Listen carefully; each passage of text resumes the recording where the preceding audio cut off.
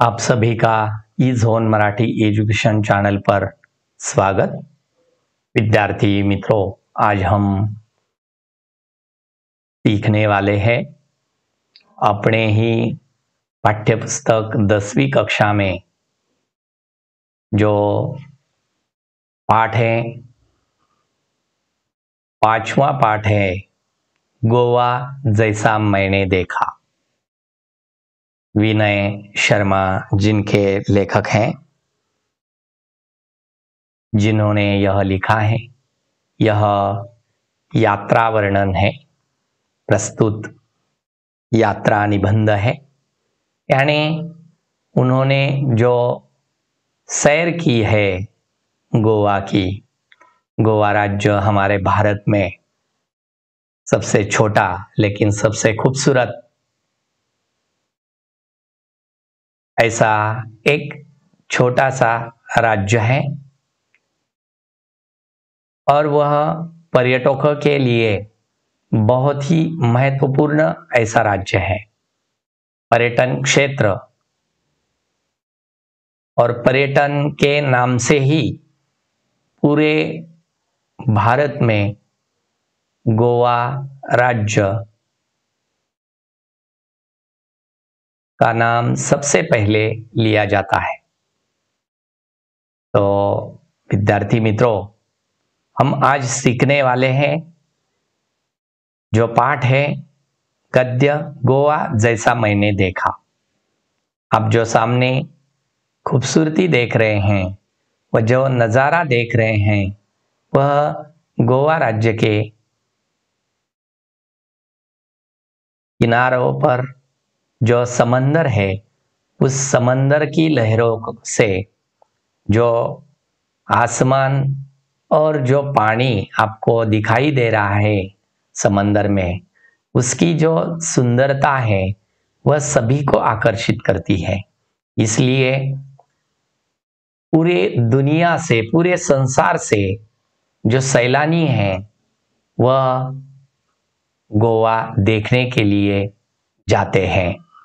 इसलिए इस निबंध में जो भारत के पश्चिमी तट पर सबसे छोटा ऐसा बसा गोवा की प्राकृतिक सुंदरता, वहां के लोगों की जो जीवन शैली है, त्योहारों तथा समुद्र तटों पर का जो मनोहारी चित्रण है, उसे यहाँ चित्रित किया है। यहाँ के समुद्र तट पर्यटकों के लिए आकर्षण का केंद्र रहे हैं। पश्चिमी फैशन के साथ अपने आप को ढालते हुए गोवा अपनी भारतीय परंपरा और सभ्यता को नहीं भूलता है। यही विषय प्रवेश हमने इस पाठ का जाना है। चलिए हम पाठ की जो परिचय है विनय शर्मा जी का, वह हम देखेंगे। विनय शर्मा जी का जन्म 1973 उज्जैन मध्य प्रदेश में हुआ। उनका परिचय, विनय शर्मा का अधिकांश लेखन उनके अनुभवों पर आधारित रहा है। उनकी रचनाएं पत्र पत्रिकाओं में नियमित छपती रहती है। यात्रा वृत्तांत उनकी पसंदीदा विधा है। साथ ही उन्होंने व्यंग और ललित निबंध भी लिखे हैं।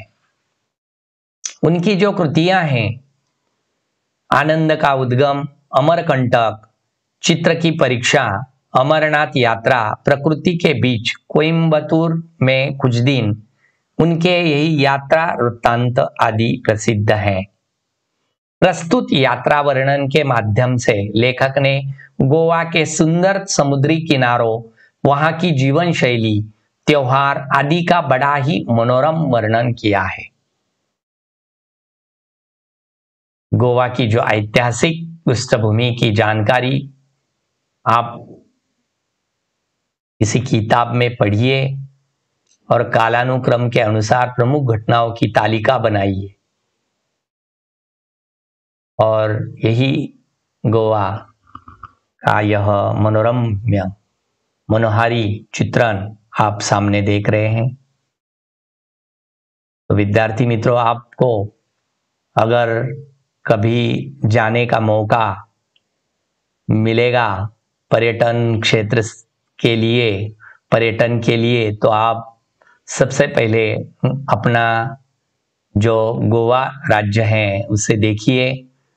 उसकी सुंदरता, उसकी प्रकृति की मनोहारी और समुद्र तट देखना कभी मत भूलिएगा।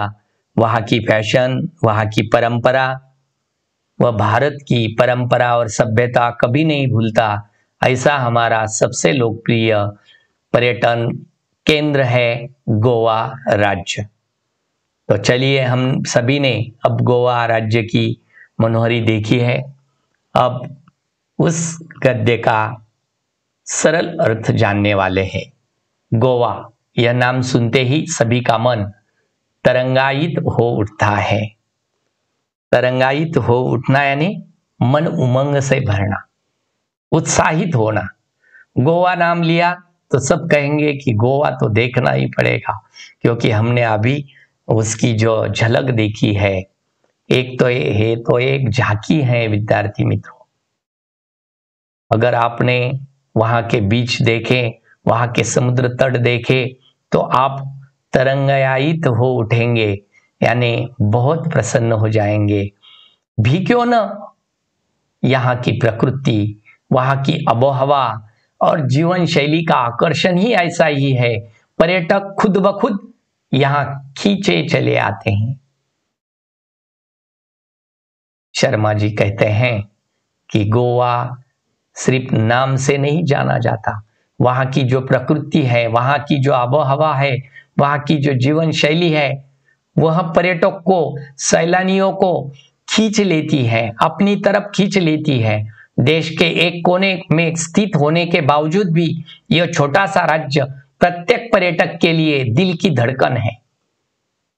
यही कारण है कि मैं भी अपने परिवार के साथ इंदौर से गोवा जा पहुंचा।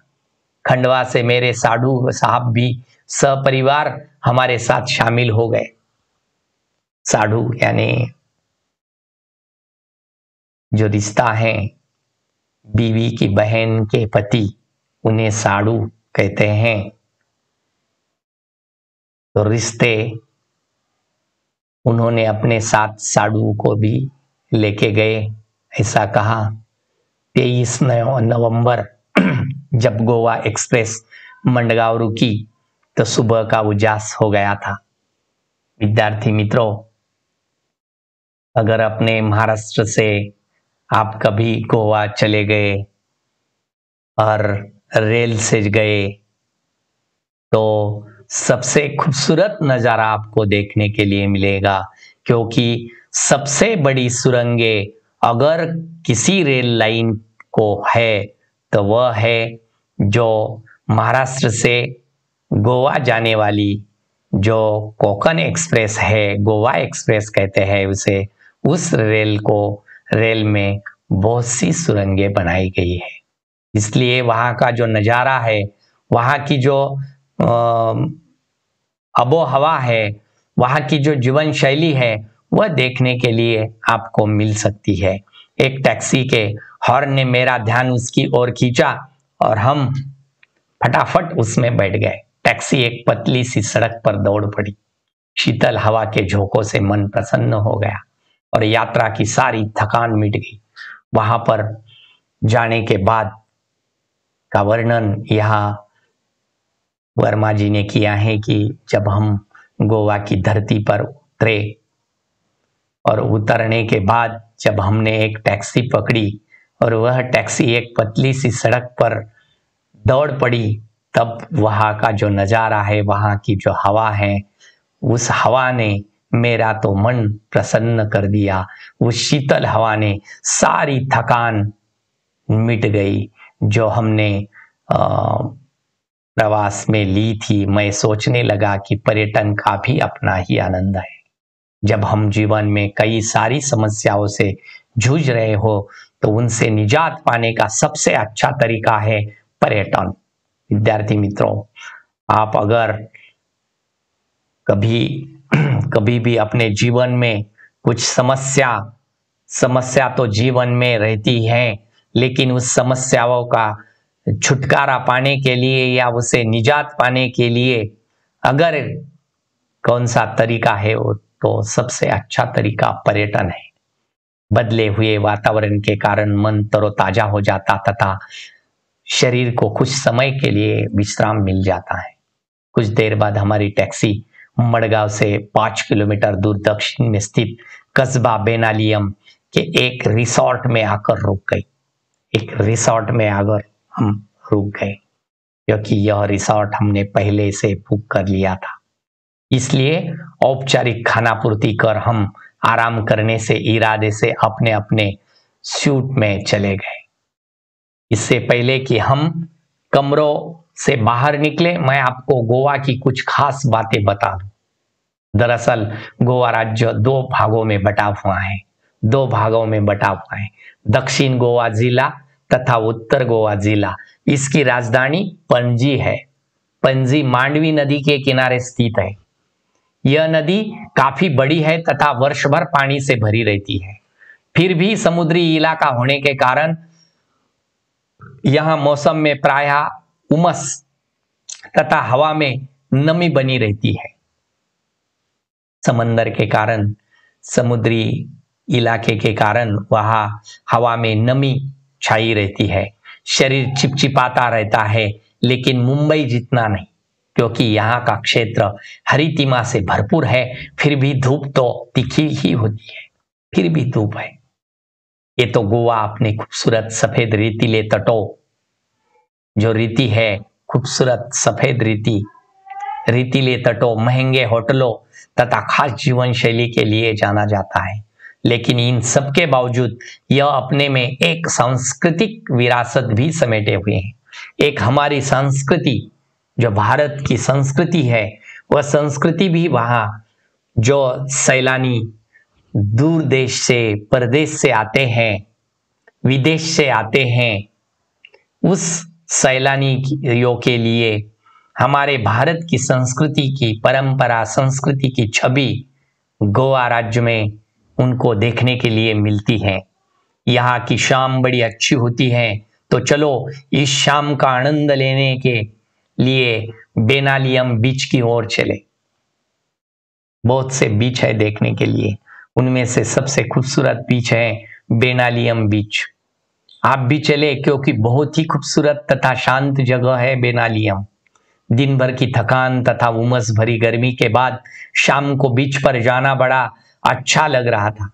शाम को दिन भर की जो थकान है, दिन भर की जो गर्मी है, उससे निजात पाने के लिए शाम को समंदर के किनारे, तट पर, बीच पर जाना बहुत बड़ी एक अच्छी बात होती है, क्योंकि उस दिन भर की थकान को मिटाने के लिए बहुत ही अच्छा होता है।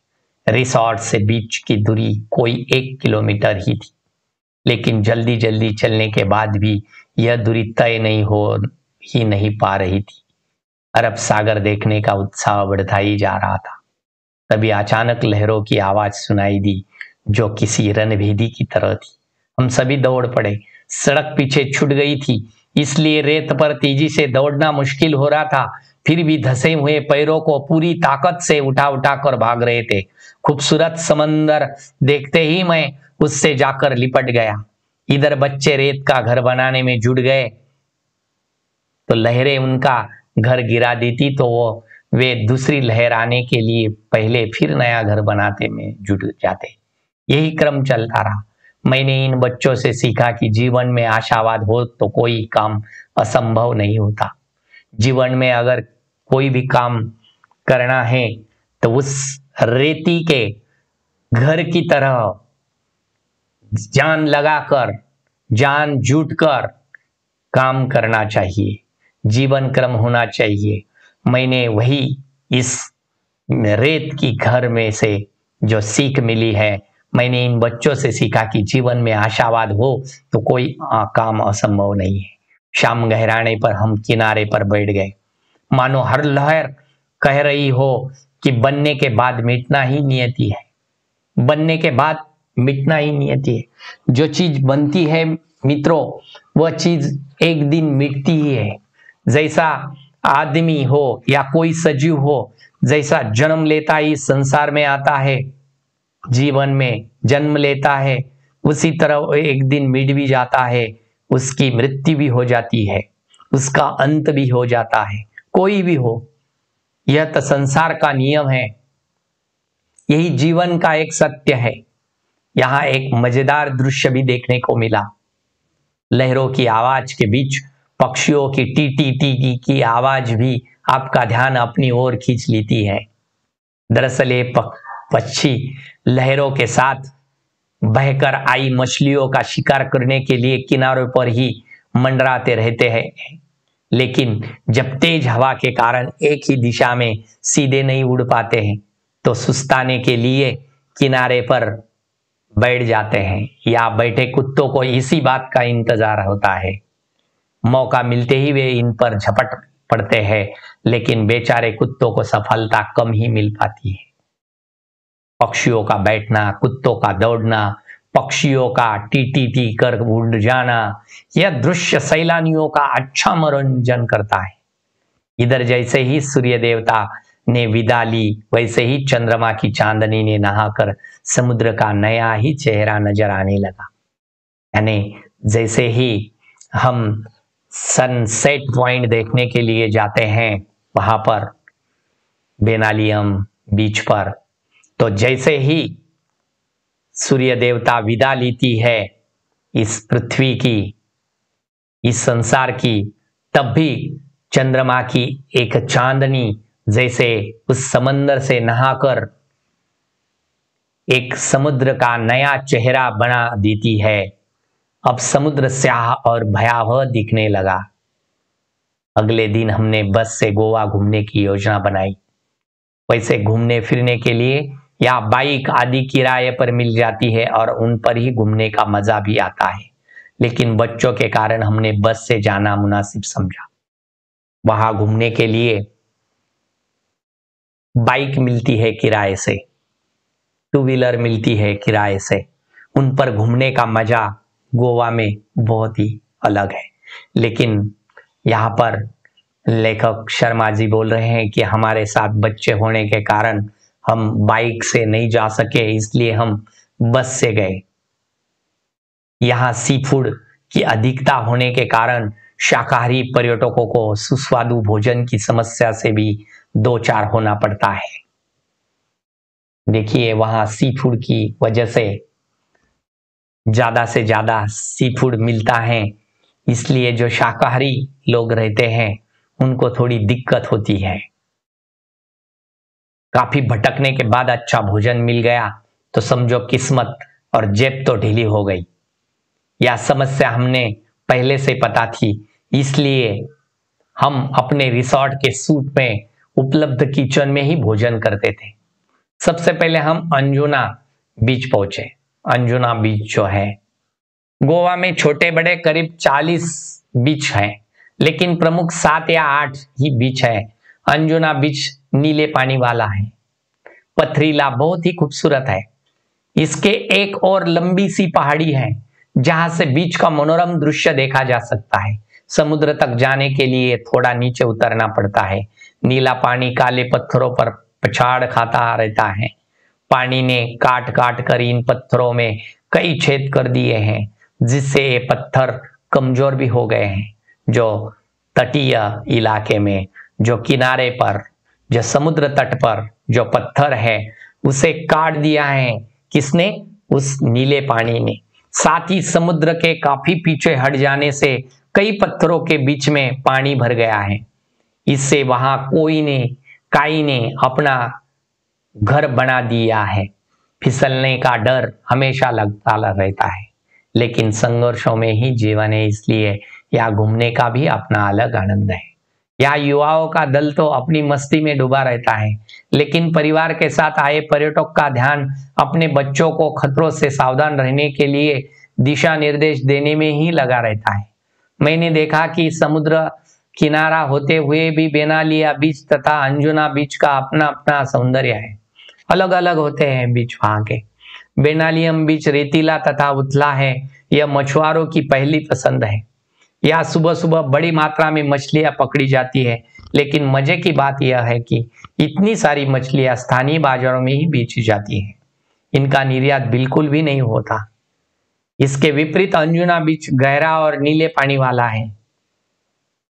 यहाँ बॉलीवुड की पहली पसंद है, यहाँ कई फिल्में की शूटिंग हुई है। दोनों बीच व्यावसायिक है, पर मूल अंतर व्यवसाय की प्रकृति का है। इसके बाद हम लोग दिन भर पणजी शहर देखने के लिए चले गए। घूम फिर कर शाम को हम कलिंगुड बीच पहुंचे। यह काफी रेतीला तथा गोवा का सबसे लंबा बीच है, जो 3 से 4 किलोमीटर तक फैला है।